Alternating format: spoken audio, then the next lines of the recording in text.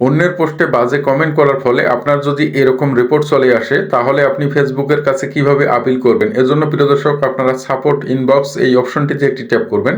এরপর your appeal to the oversight board এখানে একটি ট্যাপ করবেন। ট্যাপ করার পর এখান থেকে আপনারা এই অপশনটিতে একটি ট্যাপ করবেন। ট্যাপ করার পর আপনাদের সামনে এরকম একটি ইন্টারফেস চলে আসবে।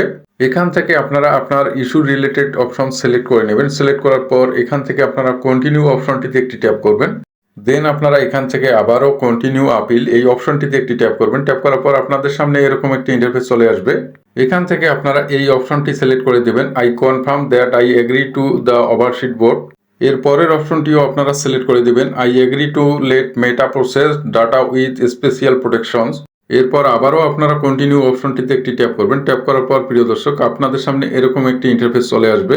এখানে রেফারেন্স নাম্বারটি ঠিক আছে কিনা দেখে নেবেন। দেখে নেওয়ার পর কন্টিনিউ অপশনটিতে একটি ট্যাপ করবেন। দেন আপনাদের সামনে এরকম একটি ইন্টারফেস চলে আসবে। এখানে আপনারা দেখতে পাচ্ছেন এখান থেকে আপনাদেরকে 5টি ধাপ অতিক্রম করে অ্যাপ্লিকেশনটি সম্পূর্ণ করতে হবে। আমি আপনাদেরকে জাস্ট ধারণা দেওয়ার চেষ্টা করছি, আপনারা এগুলো পরে ভালোভাবে ফিল আপ করে দেবেন। এরপর আপনারা দেখতে পাচ্ছেন গিভ ইউর আপিল টাইটেল, আপনারা আপনাদের ইস্যু অনুযায়ী টাইটেল বসিয়ে দেবেন। এখানে একটি বক্স দেখতে পাচ্ছেন, এই বক্সে আপনার সমস্যার কথা ফেসবুককে আপনি ভালোভাবে জানিয়ে দিতে পারবেন। মনে রাখবেন, সঠিকভাবে 5টি ধাপ অতিক্রম করে কিন্তু আপনাকে অ্যাপ্লিকেশনটি সাবমিট করতে হবে। তো এই ছিল আজকে, সবাই ভালো থাকবেন, ধন্যবাদ।